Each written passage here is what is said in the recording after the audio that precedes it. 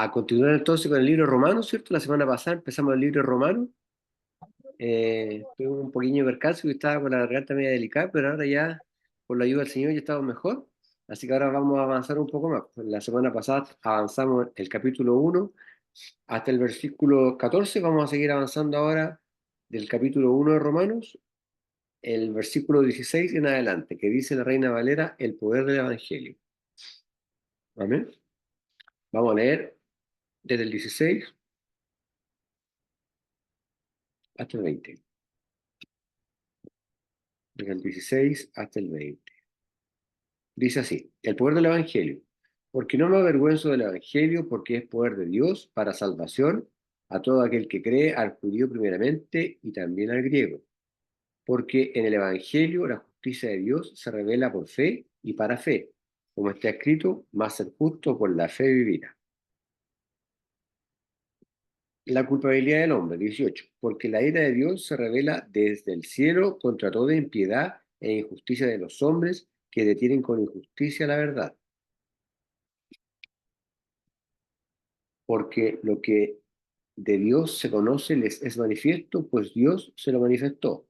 Porque las cosas invisibles de Él, su eterno poder y deidad, se hacen claramente visibles desde la creación del mundo, siendo entendidas por medio de las cosas hechas de modo que no tienen excusa. Amén. Entonces, seguimos avanzando la epístola del apóstol Pablo a los romanos, ¿cierto? El versículo 16 que acabamos de leer nos habla acerca del poder, ¿cierto?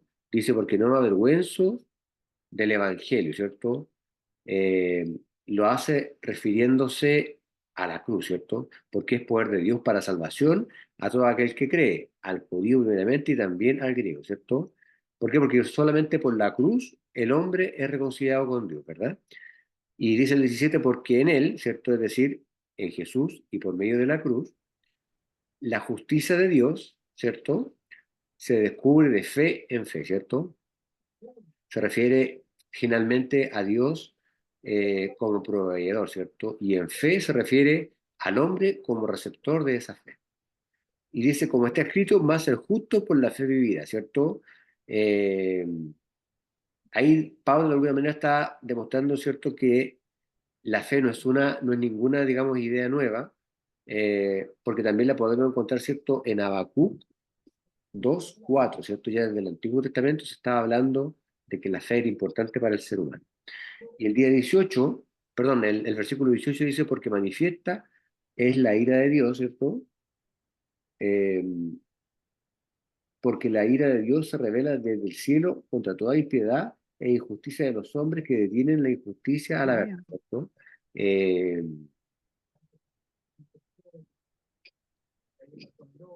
por supuesto que Dios, cuando la Biblia habla de esto, se refiere a que Dios tiene que oponerse inalterablemente, ¿cierto?, al pecado. Dios no puede ser amigo del pecado. Y aquí me acuerdo de una frase que se utiliza mucho en los púlpitos cuando dicen que Dios ama al pecador, ¿cierto? Y esa es una idea errónea que se predica mucho por falta de conocimiento, porque Dios no ama al pecador, ¿cierto? Dios aborrece al pecador, aborrece el pecado, y lo que Dios ama es al pecador arrepentido, ¿cierto? Entonces es un error garrafal decir que Dios ama al pecador, pero que aborrece el pecado, ¿cierto? Es palabra de hombre, me parece que le dijo Mahatma Gandhi. eh, lo que Dios ama es al pecador arrepentido, ¿cierto? Y dice después que detiene la verdad con injusticia, ¿cierto? Es decir, quienes rechazan reconocer quién es Dios y lo que es Dios, a eso se refiere. Porque lo que de Dios se conoce, a ellos es manifiesto, ¿cierto? Y dice después, porque Dios se lo manifestó, porque las cosas invisibles de Él, su eterno poder y deidad, se echan de ver desde la creación del mundo, ¿cierto? Siendo entendidas por las cosas que son hechas. Es decir, la creación, por supuesto, que siempre va a demandar un creador, ¿cierto? De modo que son inexcusables. En definitiva, la creación, a través de este versículo, nos está hablando del poder eterno que tiene Dios y que obviamente es algo, valga la redundancia, obvio para cada uno de nosotros, ¿cierto? Y a partir del versículo 21, por eso lo leímos hasta el 20, empieza a hablar acerca de la apostasía, ¿cierto?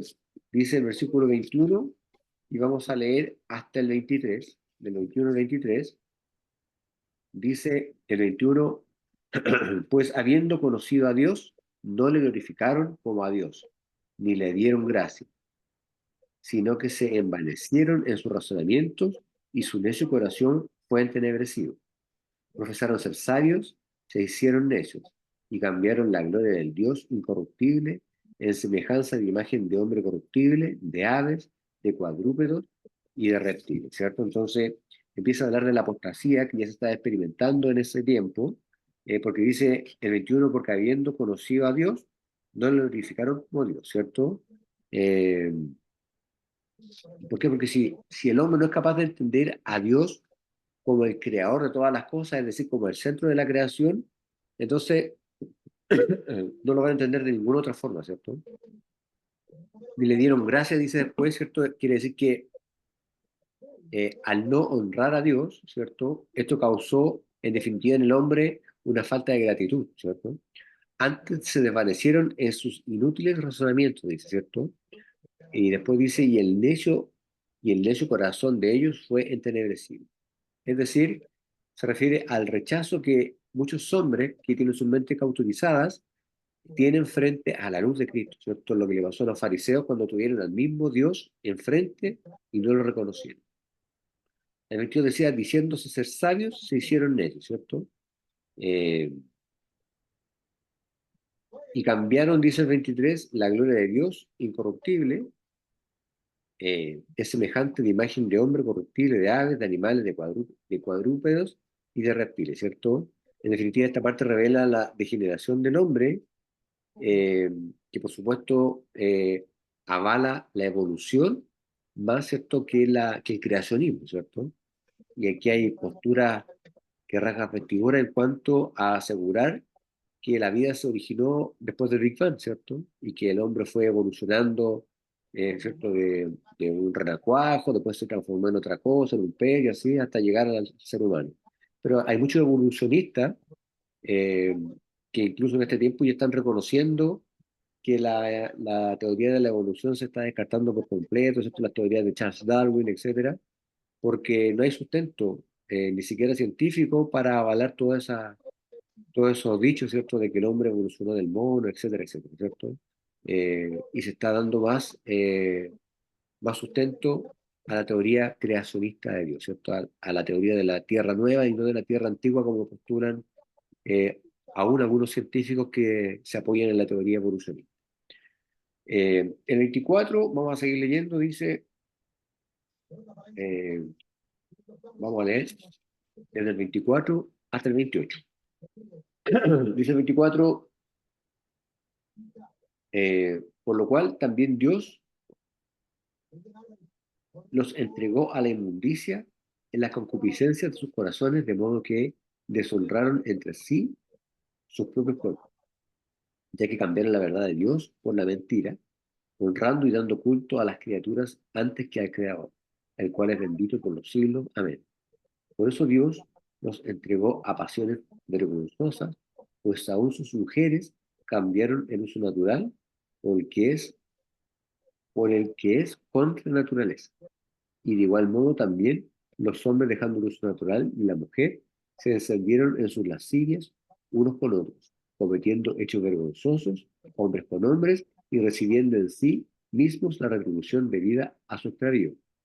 Y como ellos no aprobaron tener en cuenta a Dios, Dios los entregó a una mente reprobada para hacer cosas que no convienen.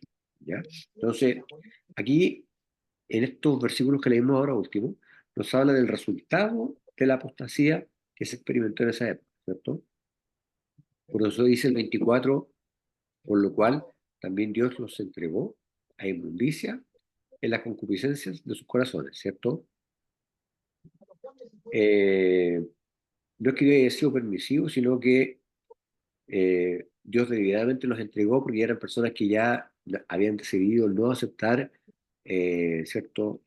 Actuar conforme a la voluntad de Dios, sino que lanzarse, por decirlo de alguna forma, ¿cierto?, a las concupiscencias de la vida. De suerte que contaminaron sus cuerpos entre sí mismos, ¿cierto? Esto nos habla de toda clase de inmoralidades que se presentaron en esa época, ¿cierto? Los cuales, dice el 25, Cambiaron la verdad de Dios en mentira, honrando y sirviendo a las criaturas antes que al Creador, ¿cierto? Eh, y esto se refiere al hombre que adora a la creación hecha por sus propias manos, ¿cierto? Imágenes, o en estos tiempos, ¿cierto? Por ejemplo, ser adorador de un equipo de fútbol, o incluso de los mismos hijos. Muchas veces nosotros idolatramos a nuestros hijos, ¿cierto? Más que a Dios, y eso no está, ¿cierto? Dios tiene que estar siempre en primer lugar, después viene la familia, y después viene la iglesia, y todo lo demás que usted quiera, el partido de fútbol, su trabajo, pero siempre va Dios en primer lugar, ¿cierto? Pero hay personas que muchas veces idolatran a sus hijos, o idolatran una mascota, o un partido político, o un partido, o un equipo de fútbol, etcétera, ¿cierto? Eh, entonces dice, pues, ¿quién es bendito por los siglos? ¿Sabe? ¿Cierto? Eh, y dice el 26, por esto Dios los entregó a pasiones vergonzosas, ¿cierto? Eh, es decir, en este caso Dios, sin ser benevolente, lo que hizo fue, ¿cierto?, levantar las restricciones para estas personas que ya habían caído completamente en la gracia de Dios, y les dio acceso a sus libres deseos, ¿cierto? Ya estaban completamente perdidos, eran hijos de maldición, no había nada que hacer, ¿cierto? Pues aún sus mujeres cambiaron el uso natural en el uso que es en contra de la naturaleza, ¿cierto? En definitiva está hablando del lesbianismo, ¿cierto? Que en esa época todavía no se conocía ese concepto, pero se refiere a eso. Y del mismo modo, también los hombres, ¿cierto? Aquí está hablando de los homosexuales, dejaron el uso natural de la mujer, es decir, dejaron de lado, ¿cierto?, la relación íntima, ¿cierto?, entre el hombre y la mujer, eh, y se encendieron en su concupiscencia los unos con los otros, ¿cierto? Es decir, esa lascivia apasionada, pero entre hombres, ¿ya? Cometiendo cosas indecentes, hombres con hombres, estamos hablando de una perversión total, y recibiendo en sí mismo la recompensa merecida de su extravío, ¿cierto? Por supuesto que hay una pena de muerte de parte de Dios, ¿cierto?, frente a todo este tipo de conductas, ¿cierto? Porque Dios creó a Adán y a Eva, ¿cierto? No creó a Adán y a Esteban, ¿cierto? Entonces hay un castigo de parte de Dios tremendo a la homosexualidad y al lesbianismo, ¿cierto? Eh, y aún como ellos, dice el 28, no tuvieron a bien ni siquiera tener en cuenta a Dios, eh, Dios los entregó a una mente depravada, ¿cierto? La luz que se rechaza es luz que se aparta en definitiva, para hacer lo que no conviene, ¿cierto? Es decir, para hacer lo que no es apropiado, ¿ya? Seguimos avanzando, vamos a leer el 29, el 30, el 31 y el 32. Con esto terminamos el capítulo 1 de Romano. Dice el 29, eh,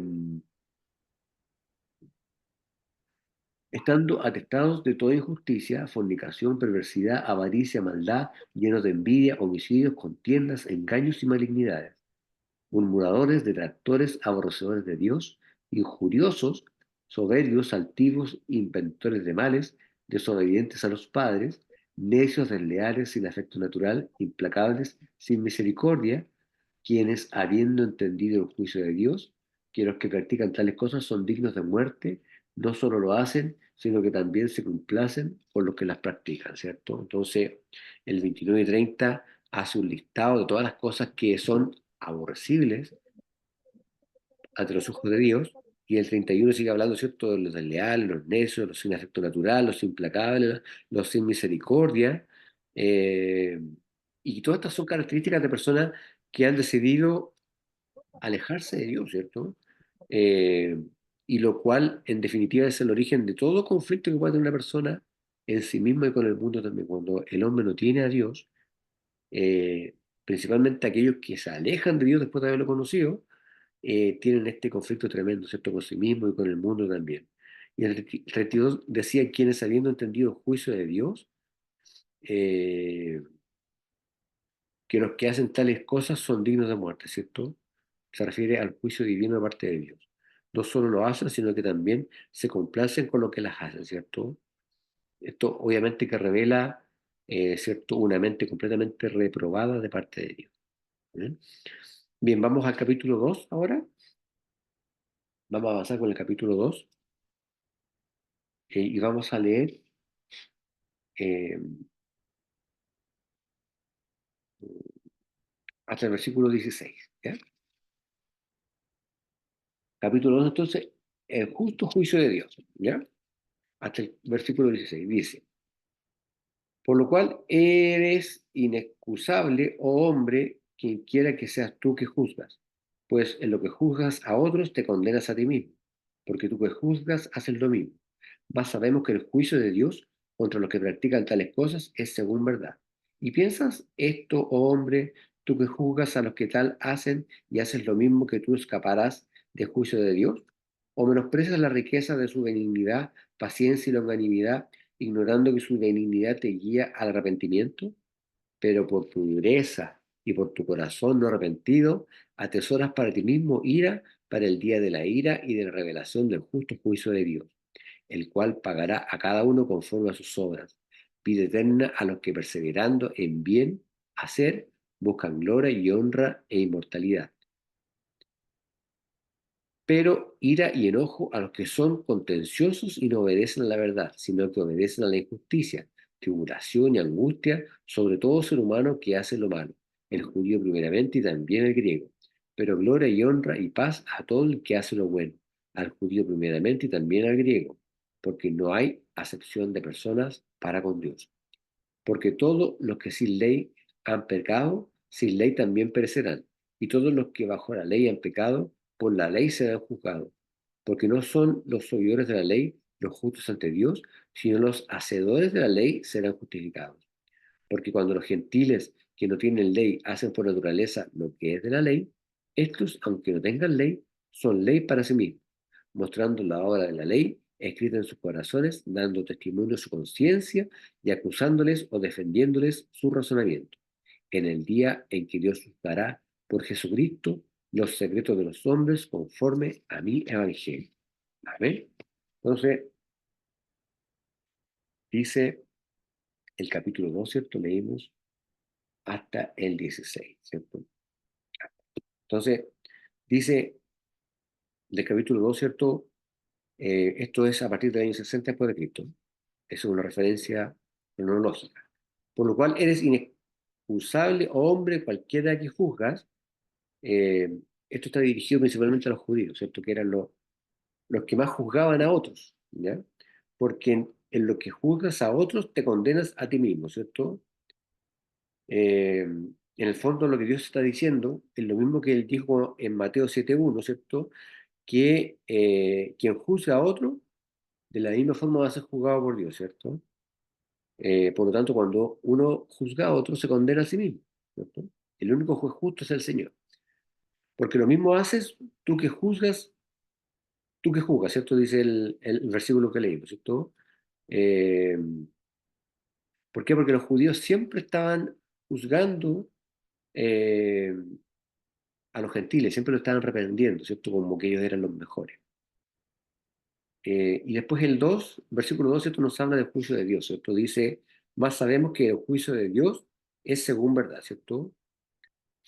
Contra los que hacen tales cosas. O sea, en definitiva nos está diciendo de que el juicio perfecto proviene de la verdad de Dios, ¿cierto? Dice después, y pienso esto, el versículo 3, ¿cierto? Oh hombre que juzgas a los que hacen tales cosas y hacen las mismas, ¿cierto? Se refiere al judío. Que tú escaparás del juicio de Dios, ¿cierto? ¿Por qué? Porque muchos judíos en ese tiempo creían que era un privilegio divino haber nacido como judío y que eso le aseguraba su entrada al reino de Dios, ¿cierto? Ese error está plasmado también en Mateo 3, 8 y 9. Ese era el pensamiento que ellos tenían, ¿cierto? Que por ser judíos estaban librados ya de todo castigo o toda condena de parte de ellos. Y el 4 dice, o menosprecias la riqueza de su benignidad, de su paciencia y de su longanimidad, ¿ya? ¿Por qué? Porque en definitiva Pablo le estaba diciendo que de alguna manera ellos demostraban que al ser judíos despreciaban eh, toda la riqueza de parte de Dios, ¿cierto? Toda su forma de ser, su longanimidad, su paciencia, su benignidad, porque se sentían perfectos por ser judíos, ¿cierto? Se sentían completamente íntegros y salvos por su sola condición de judíos. Eh, pero según su dureza, dice el 5 y tu corazón no arrepentido, eh, atesoras para ti mismo ira para el día de la ira y de la manifestación del justo juicio de Dios, ¿cierto? Eh, el cual, dice el 6 pagará a cada uno conforme a sus obras, ¿cierto? O sea, en decir, en definitiva, cosechamos lo que sembramos, ¿cierto? Eh, a los que perseverando en hacer el bien, ¿cierto? Eh,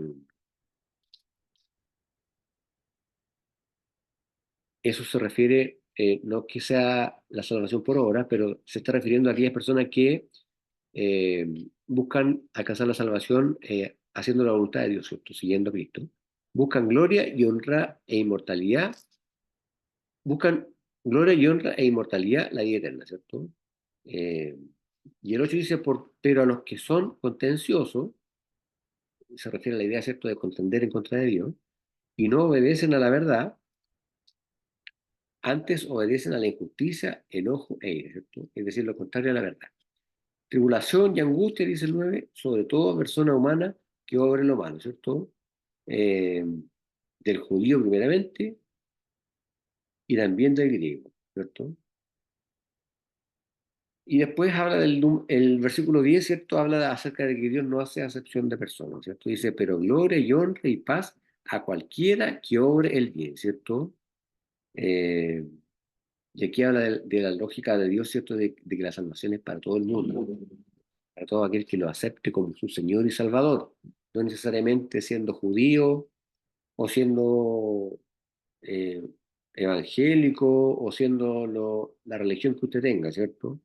La religión no salva a nadie.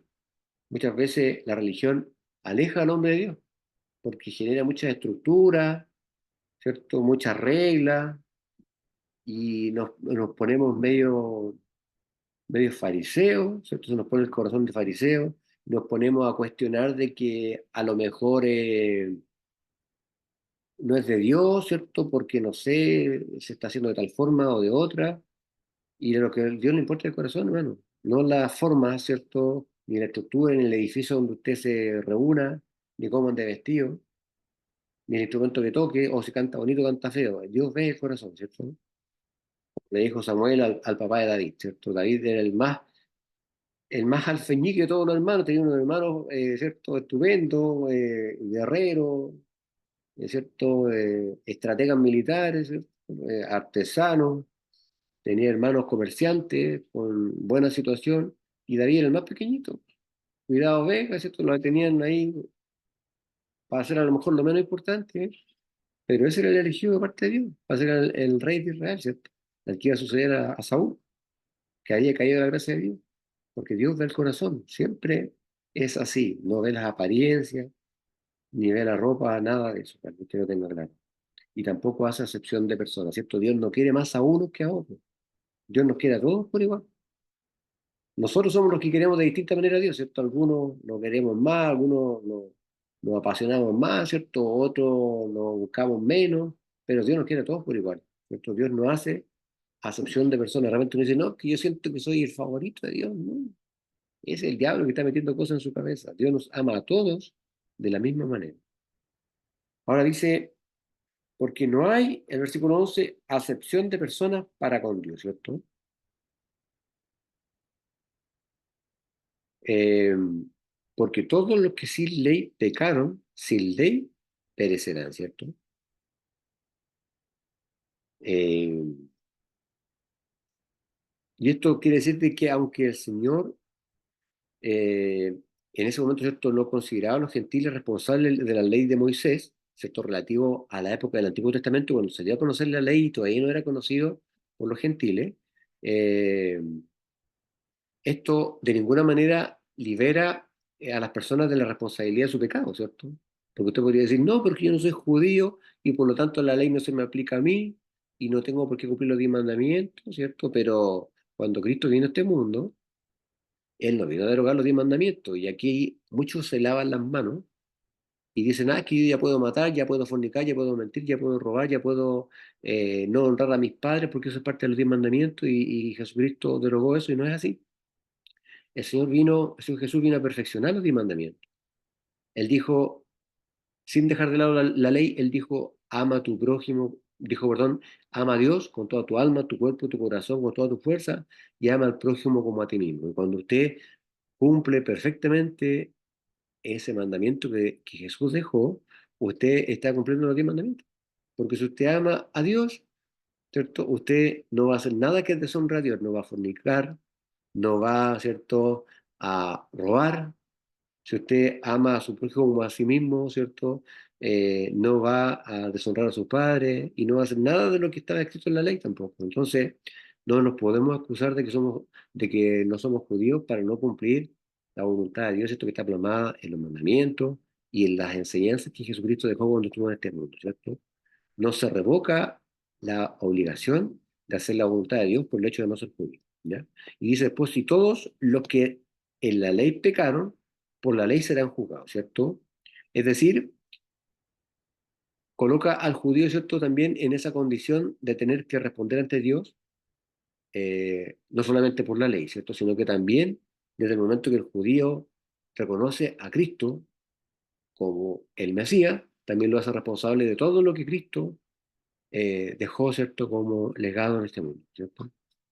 Y dice el 13, porque no los oidores de la ley son justos para con Dios, ¿cierto? Eh, y esto se refiere a que no por el hecho de conocer la ley y de practicarla somos salvos, ¿cierto? Porque de hecho ningún hombre, excepto Jesucristo, que estuvo en el tiempo de la ley antes de Cristo, cumplió la ley a la perfección. Parecía que la cumplía, ¿cierto? Se veía muy, muy estupendo, ¿cierto? Con su ropaje, con su, eh, con su estructura, ¿cierto? Con sus palabras bonitas, con sus ayunos, con sus predicaciones, ¿cierto? Al aire libre, pero estaban, ¿cierto?, completamente podridos por dentro. Por eso Dios los llamaba sepulcros blanqueados, ¿cierto? El Señor Jesucristo les decía que eran unos sepulcros blanqueados, porque por fuera se veían muy bonitos, pero por dentro estaban todos podridos, ¿cierto? Entonces, no porque eran oidores de la ley, eran justos para con Dios, ¿cierto? Sino que tenían que además cumplir la ley. Y que además, ¿cierto?, el hecho de conocer la ley y escucharla y predicarla, eso tampoco lo hacía salvo. Y tampoco a nosotros, ¿cierto? Si usted conoce la Biblia, qué bueno que la conozca, y si quiere profundizarla, qué bueno que lo haga, y si predica, qué bueno que lo haga, pero la palabra de Dios tiene que llevarla primeramente en su corazón, ¿cierto? Y no le hablo del corazón como el órgano cardíaco, me refiero, ¿cierto?, a su espíritu, ¿cierto?, a lo que usted lleva por dentro, lo que Dios le ha dado, ese soplo de vida. Eso es lo que tiene que ser agradable ante Dios, ¿cierto? Y eso es lo que tiene que lograr usted, que la palabra de Dios se grabe en su corazón y usted la cumpla y haga la voluntad de Dios, ¿cierto? Sino que hacedores de la ley serán justificados. Eso, ¿cierto?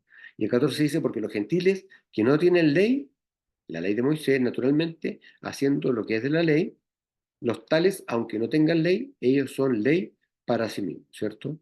Y el 15 dice, mostrando la obra de la ley escrita en sus corazones, eh, dando testimonio justamente sus conciencias y acusándose y también excusándose sus pensamientos unos con otros, ¿cierto? Y el 16 dice, en el día que juzgará el Señor lo encubierto de los hombres, ¿cierto? Toda cosa, dice después, conforme a mis evangelios por Jesucristo, ¿cierto? Estamos hablando nuevamente de la predicación que Pablo hace de Jesucristo y de lo que él hizo en la cruz.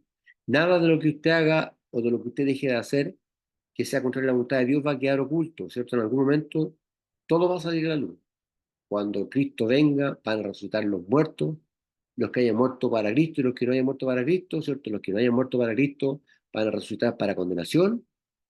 Y si usted se va de este mundo antes de que venga el Señor, va a resucitar para vida eterna, ¿cierto? Para salvación. Y todas las cosas que hayamos hecho, hayamos dejado de hacer, van a salir en la luz. Así que Dios nos guarde, que Dios nos fortalece y nos ayude a mantenernos aceptos ante el Padre. ¿Amén? Es difícil porque estamos en esta carnalidad, pero con la ayuda del Señor lo podemos lograr. ¿Amén? Vamos a quedar hasta acá y la próxima semana seguiremos avanzando, si es la voluntad de Dios, en este capítulo 2 de Romanos, del 17 en adelante. Amén. Le voy a pedir a mi hermana Daniela que nos despida de este estudio bíblico. Amén. Amén. Gracias, Señor Jesús. Te damos una vez más, Padre bendito, porque estuviste con nosotros durante el día, Señor amado, porque nos guardaste, nos protegiste, Señor Jesús, hasta ahora, Señor amado, porque tu gracia, Señor, nos sostiene, Señor amado. Amén, Señor. Cada día, Señor Jesús, tu misericordia, Señor, es con nosotros, Señor, aún pecando todos los días, Señor, porque somos seres humanos, seres carnales, Señor amado. Te pedimos, Señor, que usted nos sea perdonando, Señor, porque reconocemos, Señor Jesús, nuestra falta, reconocemos, Señor, que sin usted, Señor, no somos nada. Reconocemos, Señor, que todo lo que tenemos, Señor, que todo lo que vestimos, Señor, que todo lo que comemos, Señor, que nuestros hijos, nuestro esposo, Señor, todo le pertenece a usted, Señor. Reconocemos que nada es nuestro, Padre bendito. Padre bendito, en esta hora, Señor, te agradecemos por tantas cosas que usted nos da cada día, Señor, porque usted nunca nos ha hecho falta del pan ni el agua, Señor, como dice su palabra, Señor, porque su palabra, Señor Jesús, es viva, es eficaz, Señor amado. En esta hora, Señor, le agradecemos, Padre bendito, por este estudio bíblico, Señor amado, porque al escucharlo, Señor Jesús, son palabras tan hermosas, Señor Jesús, es tan hermosa la enseñanza que usted nos da, Señor. Usted ábranos, Señor, nuestros oídos espirituales, Señor, nuestros oídos, Señor Jesús. Denos el entendimiento, la sabiduría, Señor, para poder entenderla, para poder guardarla, atesorarla en nuestro corazón, Señor amado, y poderla poner por obra, Señor amado. Ayúdanos, Señor, como decía su palabra, a no avergonzarnos, Señor, de este Evangelio Santo, Señor, porque es poder, Señor Jesús, porque sabemos, Señor, que su palabra tiene poder, Señor amado, porque es un arma, Señor, eficaz, Señor, que dice su palabra que penetra hasta los tuétanos de los huesos, Señor amado, es nuestra armadura, Padre bendito. Ayúdenos, Señor, a nunca avergonzarnos, Señor, de su palabra, Señor amado. Ayúdenos, Señor Jesús, a poder proclamar que somos sus hijos, Señor Jesús, Padre amado, a poder predicar de su palabra. No es necesario muchas veces estar en una plaza, en una calle, Señor Jesús, predicando, Señor, para proclamar, Señor, que somos hijos de usted, Señor Jesús, y predicar, Señor, las buenas nuevas de salvación, Señor, sino que muchas veces, Señor Jesús, hablarle, Señor, a alguien que lo necesite, Señor, o simplemente, Señor, al despertar en la mañana, Señor, decirle, Señor Jesús, te póngame a alguien enfrente, Señor Jesús, para que yo pueda, Señor, hablarle y predicar de esta palabra, Señor, de esta salvación tan grande, Señor, que es lo que usted nos manda, Señor amado. Padre bendito, ayúdenos, Señor, a no avergonzarnos en ningún lugar en donde estemos, Señor amado, ya sea, Señor Jesús, en el trabajo, Señor, ya sea con amigos, Señor, con familiares, Padre bendito. Si usted, Señor, quiere abrir nuestra boca, Señor, para hablar de su palabra, Señor Jesús, háganos valiente y no tener temor ni tener vergüenza, Señor amado. Padre bendito, Señor, ayúdenos a ser útiles, Señor Jesús, a ser usados, Señor Jesús, para su honra y para su gloria, Señor, no por nosotros ni por nuestros méritos, Señor, sino que sea usted a través de nosotros, Señor amado, porque sabemos, Señor, que todo el poderío y la majestad, Señor Jesús, le pertenecen solo a usted, Señor Jesús, porque usted es el único Dios, Padre bendito, no hay ningún otro Dios, Señor Jesús, porque a usted le alabamos, a usted le amamos, a usted le servimos, a usted le agradecemos, Señor Jesús, porque usted se merece todo, Señor Jesús, lo mejor de nosotros, Señor amado. Muchas veces, Señor Jesús, no tenemos nada que ofrecerle, nada que entregarle, porque todo es de usted, Señor amado. Pero, Padre bendito, lo único que podemos ofrecerle, Señor Jesús, es nuestro corazón, Señor Jesús, Padre bendito, es nuestra alabanza, Señor Jesús, un corito, Señor, una oración, Señor amado, un te amo, Señor, un gracias, Señor. Eh, y, y sabiendo, Señor Jesús, que usted, Señor, está con nosotros, Padre bendito. Le rogamos, Señor, que usted sea con cada uno de nosotros, Señor, con cada uno de mis hermanos, Señor. que se han podido conectar, Señor, que usted les sea guardando durante esta noche, que los sea protegiendo, Señor amado, que usted derrame de su bendición, Señor Jesús, sobre cada uno de ellos, Señor, a su descendencia, Señor Jesús, a sus nietos, Señor Jesús, a sus hermanos, Padre bendito, Señor, a sus padres, Señor, a sus hijos, a sus esposos, a su esposa, Señor amado, que su bendición, Señor, acampe, Señor Jesús, alrededor, Señor, de cada uno de nosotros. Guarde, Señor Jesús, nuestros hogares, Señor Jesús, protéjalo de todo mal, Señor Jesús, de todo espíritu inmundo, Señor, que muchas veces trata de atacar a la iglesia, Señor amado. Padre bendito, usted, Señor Jesús, sea corazándonos con su sangre preciosa, Señor amado, con esa sangre, Señor, que usted vertió, Señor, un día en la cruz, Señor Jesús, para darnos vida eterna y la salvación, Señor amado. Padre bendito, le presentamos el día de mañana también, Señor, para que sea un día de bendición, Señor amado, para que su Espíritu Santo, Señor Jesús, esté con nosotros siempre, Señor, nos guarde, nos proteja, Señor. También en esta hora, Señor Jesús, oramos, Señor, por Catita, Señor Jesús, que va a ser intervenida, Señor amado, que usted sea, Señor, dirigiendo, Señor Jesús, esa intervención, Padre bendito, que sea en sus manos, Señor, la que dirija todo, Señor, para que todo salga bien, Padre bendito. Sabemos, Señor, que en usted está nuestra confianza, Señor. Usted puso la ciencia, Señor amado Dios, conocimiento, inteligencia, Señor, pero usted es quien, Señor Jesús, hace la obra completa, Padre bendito. Le presentamos también, Señor Jesús, al Gonzalo, Señor, que mañana también, Padre bendito, tiene su primer día de trabajo. Yo le ruego, Señor Jesús, que usted ponga de su bendición sobre él, Señor Jesús, que desde ya vaya preparando a las personas, Señor, quienes lo van a cobijar, Señor, que puedan ser buenas personas, Señor, que pueda ser un ambiente laboral sano, Señor amado, que sea un ambiente, Señor Jesús, agradable, Señor, para que él se pueda desenvolver de la mejor manera, Señor, y que su gracia, Señor Jesús, esté sobre él, Señor amado, y pueda, Señor, reflejar, Señor Jesús, algo diferente, Señor amado, Señor, para aquellos, Señor Jesús, que puedan trabajar con él y rogándole también su bendición, Señor, para cada uno de nosotros, Señor.